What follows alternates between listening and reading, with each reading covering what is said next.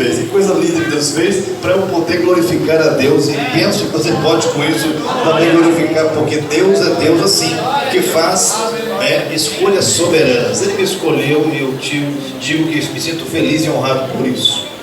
Mas quando eu vou pensar o que Deus fez na minha vida, de onde Deus me tirou, eu fico muito maravilhado, irmãos, de ter chegado a esse cargo tão alto da convenção, porque eu presido igrejas muito maiores que essa. Essa aqui é uma grande igreja, mas eu presido igrejas muito maiores que essa.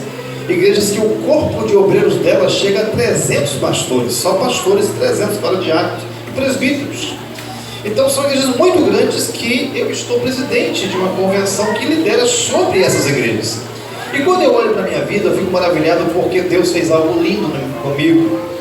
Porque eu sou inclusive registrado aqui mesmo em Planaltina do Goiás. Eu sou registrado aqui. Eu não só nasci na forma de ter um encontro com Cristo aqui na cidade, como eu nasci na forma de registro aqui também, né? Mas é claro que eu fui registrado aqui num tempo em que Água Fria era um distrito dessa cidade. Hoje é município, mas eu nasci numa caminhonete. Quando minha mãe tinha as dores de parto, trazida então para o hospital que era aqui na cidade, mas ainda sem aquele conforto de uma viagem, porque se é difícil hoje a viagem para aquela região de Água Fria ou Mato Seco é a cidade onde há as fazendas dos meus parentes, imagine naquela época, há 44 anos atrás. Então não tinha mesmo uma estrada boa, a caminhonete vinha batendo em alguns buracos, e isso ajudou ela nas dores de parto. Eu nasci na estrada. Quando eu vou no Mato Seco, me chamam de Zé da Estrada. No Mato Seco é Zé da Estrada. Ninguém conhece como Giovanni, é Zé da Estrada. Zé porque meu pai é José, é estrada porque eu nasci na estrada. Mas, olhando o que Deus fez, me colocar uma posição tão graciosa, eu admiro o que Deus fez, porque, além de nascer na estrada, eu era do interior do Goiás, que só hoje, com a tecnologia, se consegue saber e ver que existe esse lugar.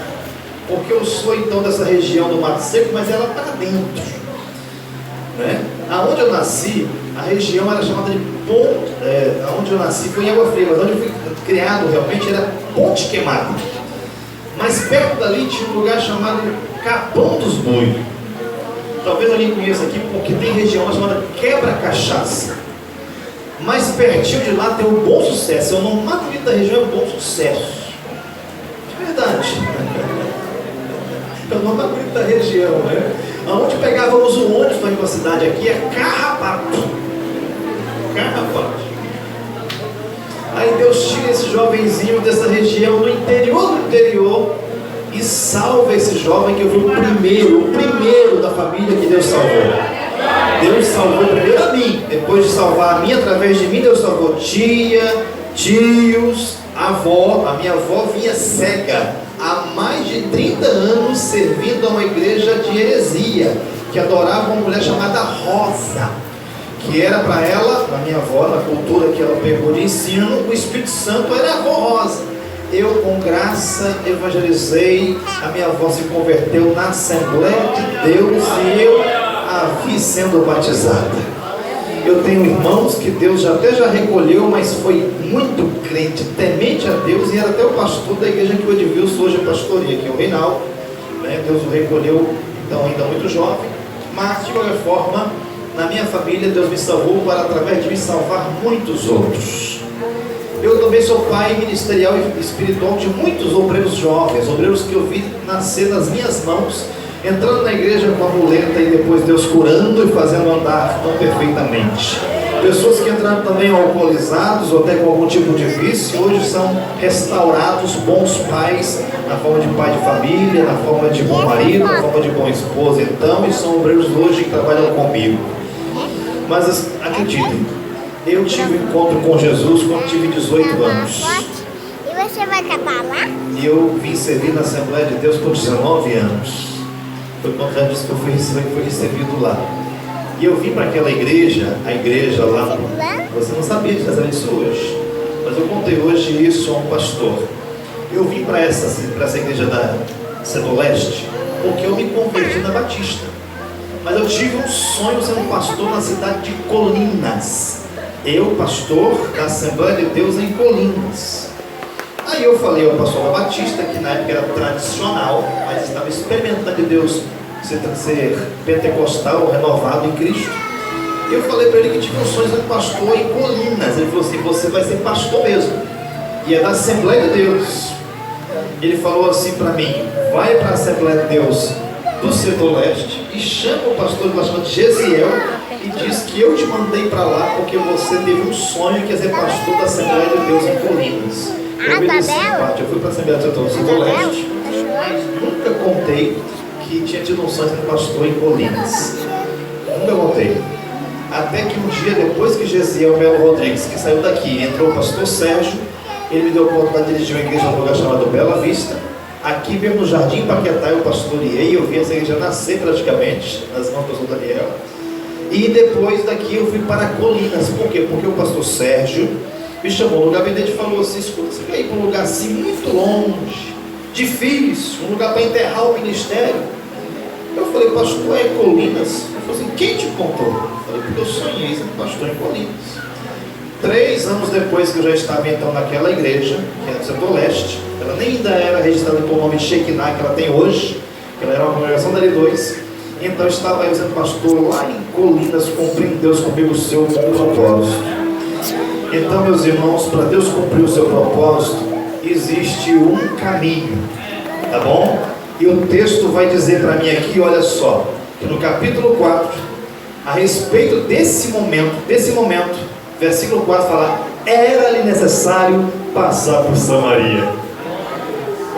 Olha só, num plano tão lindo de Deus salvar pessoas, e essa mulher aqui foi salva, é uma mulher que teve encontro real com Cristo, era necessário passar por Samaria. E para eu ser o presidente da CEADIF, como eu sou hoje, era necessário passar pelo setor leste, pelas mãos do Jair na comissão de ingresso, era necessário passar pelo setor leste, na Assembleia de Deus aqui onde eu servi, que hoje é Shekinah. Era necessário passar por Colinas do Sul, para chegar depois no dia ser presidente da CEADIF. Mas Deus tem esse caminho, no seu propósito, o propósito de Deus, o seu nome sempre é honrado e glorificado. Meus irmãos, os registros que nós temos aqui no capítulo 4, eles são de natureza que de alguma forma daria para a gente pensar uma tela de olhar para o passado, olhar para o presente e também olhar para o futuro. Nessa tela, olhando para o passado, está uma mulher que ela está justamente em um contexto que a forma como o registro nos dá é cultural. Não só o registro de que homem não fala com mulher, mas também é cultural a informação de ela ser uma mulher samaritana e não há relacionamento entre judeus e samaritanos. Os samaritanos eram chamados pelos judeus, tá? Algumas vezes assim, carinhosamente chamados de porcos, ou chamados, algumas vezes assim, no termo mais pejorativo, de cães imundos. E está Jesus com essa mulher dando a ela uma palavra que o texto diz que é Jesus quem tem tudo que eu preciso, Ele tem tudo que eu necessito. Jesus tem uma mensagem que resolve a minha vida, resolve a sua vida, nos tem resolvido da forma de encontro real com Ele. E essa mulher, ela vem justamente com muitos problemas, mas ela vem com uma necessidade que é de água, e Ele aproveitou justamente o problema dela para dizer o que Ele tem, que oferece e que pode fazer, resolver tudo. Nesse texto, o contexto é que essa mulher vem com um canto para tirar água, mas você sabe que ela ouve de Jesus que Ele tem uma água para dar. Ele tem água viva para dar. Ele tem água viva para dar. Meus irmãos, que coisa gostosa de ouvir, que coisa gostosa não só de ouvir, mas sentir, experimentar que dentro de nós há essa fonte, uma fonte que está jorrando em nós. Oh, glória, aleluia, glória, aleluia, glória. Meus irmãos, nesse contexto que aqui é cultural, nesse registro que nós temos, O problema de samaritanos, ele inicialmente se dá porque naquela situação do passado, lá nos registros do segundo livro dos Reis, que vai informar para nós que esses samaritanos que aqui estão são muitos povos mistos, que aqueles que ali habitavam, que era chamado então de Reino do Norte, foram tirados, despatriados, deportados e são trazidos uma série de povos assim mistos. Colocam esse povo ali na região de Samaria, e você sabe que esse povo ele tem com os judeus uns problemas grandes associados diretamente a as questões de povo misto, mas também porque tiveram naquela desenvoltura de Samaria como uma potência na época, como uma cidade comercial. Eles lutam para que Jerusalém, no tempo que ela foi destruída, depois foi reedificada para ser reconstruída, eles lutam para que aquela cidade não tenha de novo o tempo áureo, o tempo de glória que antes teve, envolvendo os muros, envolvendo aquele templo religioso que era a adoração da época. De qualquer forma, também tem aqui nesse texto a informação dessa mulher, que ela mesma dá a Jesus, que ela é uma mulher que está sempre então lendo nos escritos sagrados. Ela inclusive disse para Jesus que ela espera o Messias. Ela espera o Messias. E ele fala depois, está no versículo de número 25, fala: sou eu o que falo contigo. Eu não me preocupo, irmãos, quando eu olho reunião assim com um grande número de pessoas, porque Jesus, quando quer falar, ele fala assim para a multidão, mas ele fala no particular com cada um. Ele alimenta cada um naquilo que tem necessidade de ouvir. A necessidade da mulher era ouvir de uma confirmação de que o que ela lia era uma verdade eterna. Há um Cristo Salvador, há um Cristo Senhor, há um Cristo de Deus. E ele fala: sou eu que falo contigo. Essa mulher, ela tem com ela uma série de questionamentos. Ela está muito preocupada na forma de adoração, até porque ela não quer estar enganada. E ela até aproveita para falar com Jesus sobre o lugar da adoração.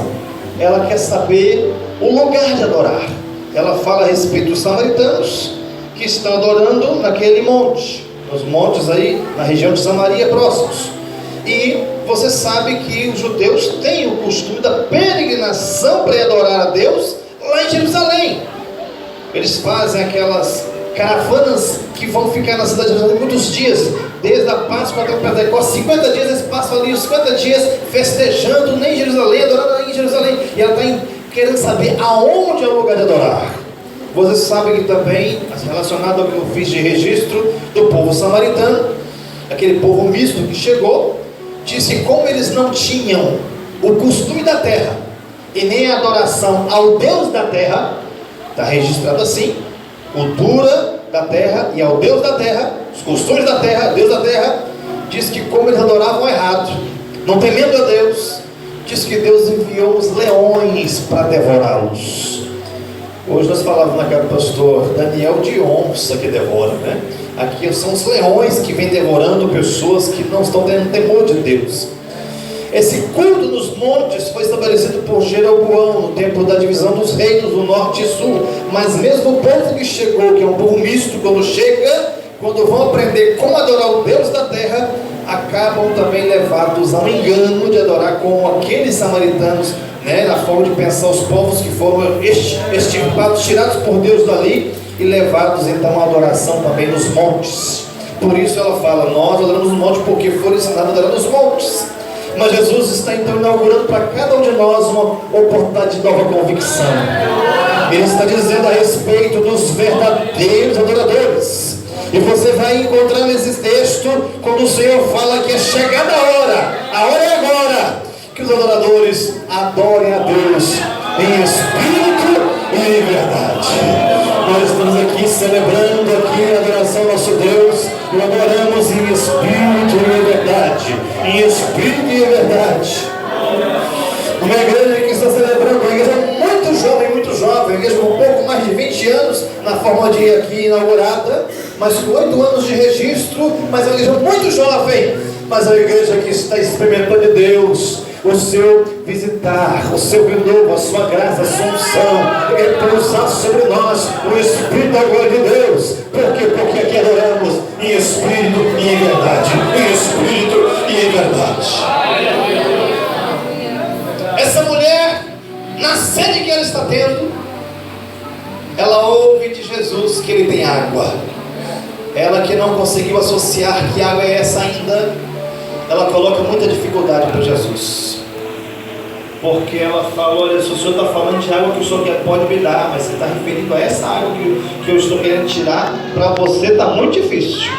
Porque você não tem vasilha e você não tem corda. Meus irmãos, tem muita gente querendo colocar dificuldade para Jesus. Jesus disse: eu não preciso dessas coisas.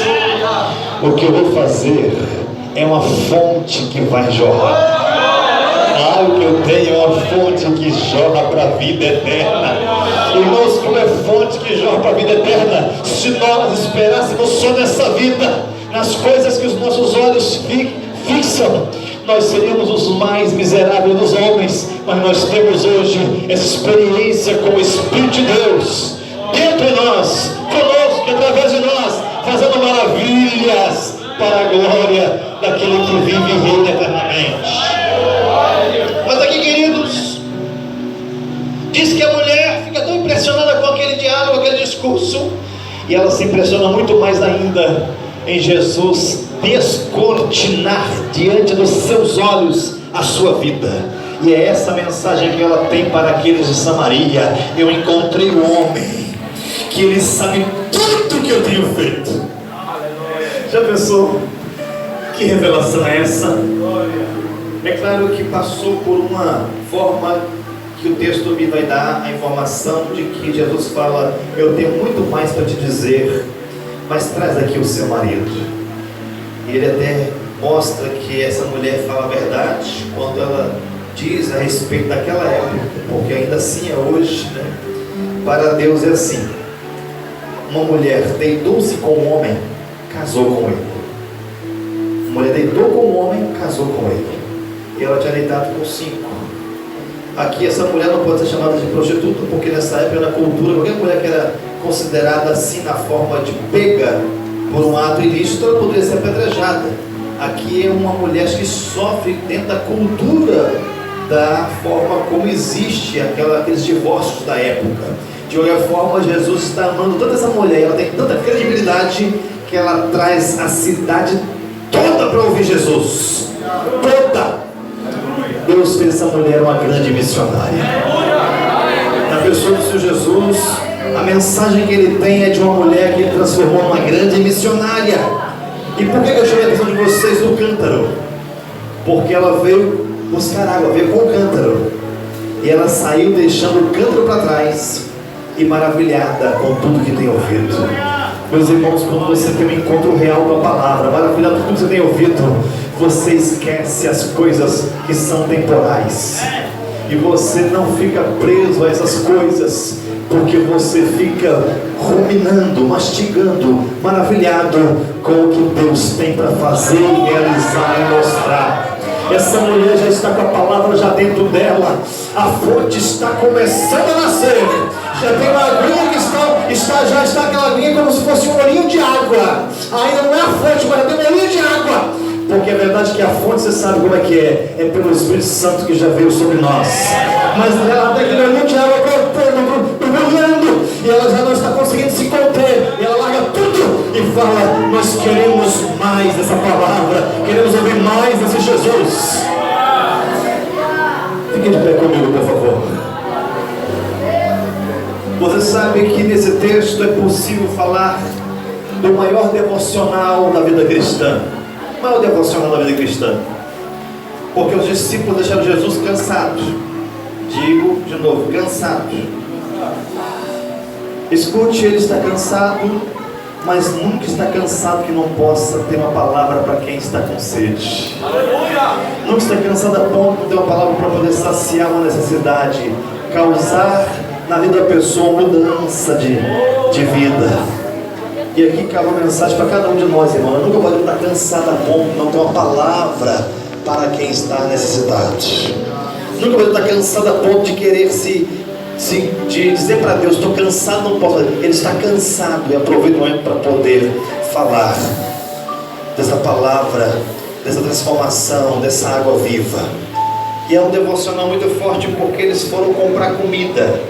Quando eles chegam, encontram essa mulher conversando com ele conversando com ela, e eles chegam com comida e vem: Jesus, tem comida, chegamos com comida. E ele fala assim: mas eu já tenho uma comida. Aleluia. Eu já tenho uma comida. Olha que devocional, que devocional. Quando você entende que fazer a vontade de Deus, fazer a obra de Deus, é o que mais te realiza. Então nós ouvimos uma biografia linda do pastor Daniel Venâncio. É claro que eu posso tributar a Deus pela sua vida e pela irmã Sueli também. Não tem como o pastor com um trabalho desse sem a esposa ao lado. Mas escute, olha que devocional. Um homem incansável na obra. Pastor Jalon já disse aqui em voz profética que eu estou experimentando milagre hoje já aqui. Está acontecendo algo na sua vida já. Aleluia. Mas escute, irmãos, é um devocional. Fazer a vontade de Deus nos realiza mais e mais e mais. E essa igreja faz a vontade de Deus, e vamos ser mais e mais abençoados e realizados por Deus em tudo. Ore comigo com suas mãos levantadas. Ore comigo com gratidão a Deus pela igreja Assembleia de Deus aqui, Jesus, que é essa fonte de água viva, águas vivas. Senhor, obrigado por esse encontro de santos, uma igreja que te adora, que louva o teu nome, que te engrandece, que bendiz e tributa. Mostra a tua glória, Senhor, mais e mais, e faz que nós possamos ser assim, meu Deus, esse instrumento seu, com mensagem que transforma a vida, mensagem de poder, mensagem que abençoa, palavra de poder que muda a vida, uma graça que transforma a vida, uma graça que nos salva. Obrigado, Deus, por essa igreja, pelos líderes, obreiros, crentes salvos aqui, que estão expandindo o reino de Deus na terra dos viventes. Amém e amém.